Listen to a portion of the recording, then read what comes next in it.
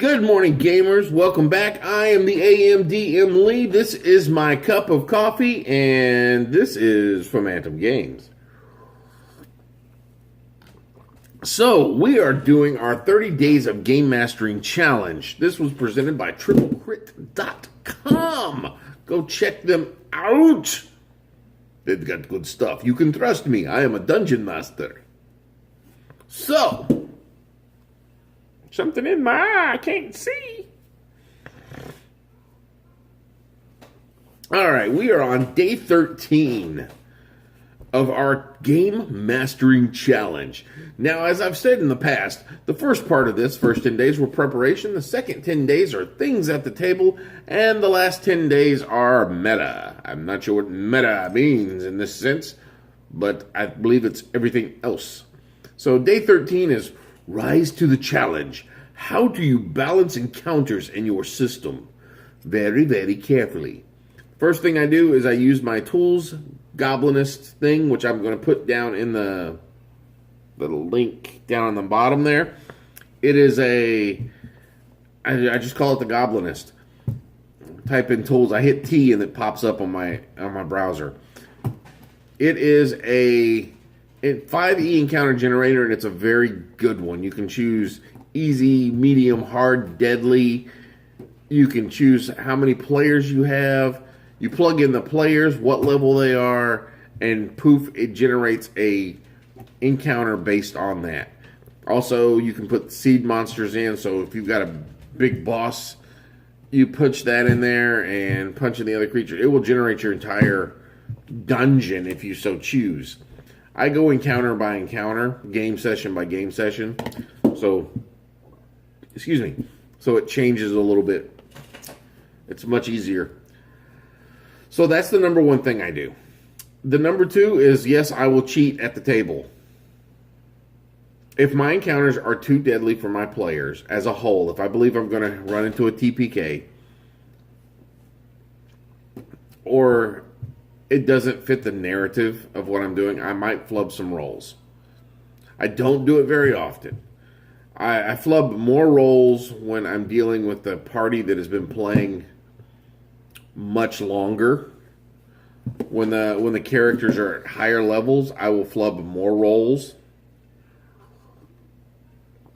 But when they're at low levels, I pretty much let dice land where they may.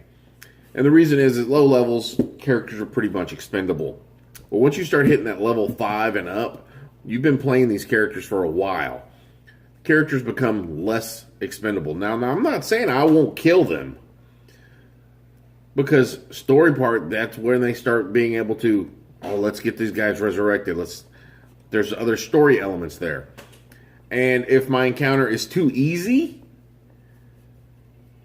especially if I've spent a lot of time building up this guy, and then the players come in, and in 2 hits, knock him down to nothing, I don't want them leaving feeling unsatisfied with the kill. I want them to go, yeah, when they finish combat. I want them to feel a sense of accomplishment when they have defeated the bad guy.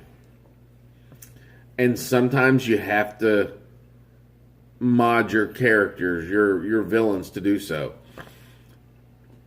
And there's going to be DMs out there that's going to give me flack, but I will flub dice.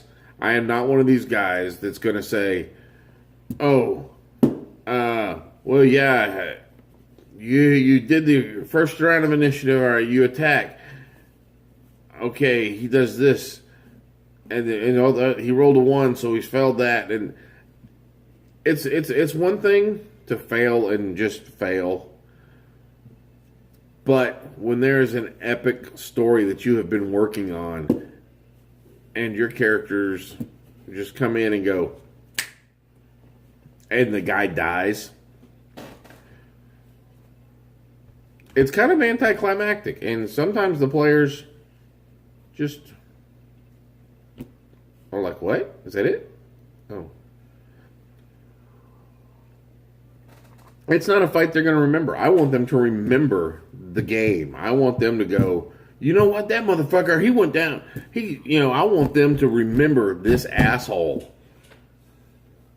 because that's my job as a DM, is to tell a story, is to facilitate a story.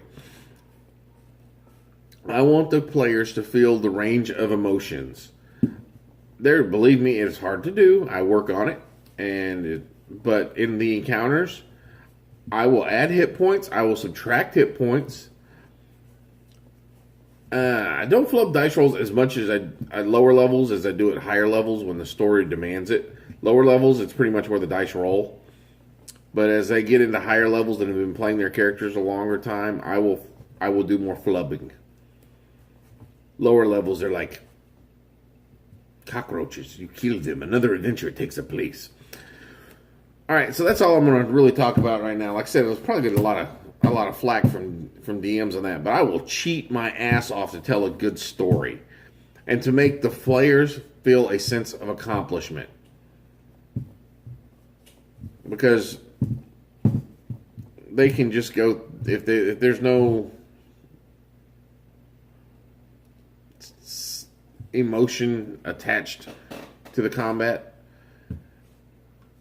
Not every combat is going to be like this. No, there's going to be ones where they're going to walk in and they're going to wipe the floor with the place.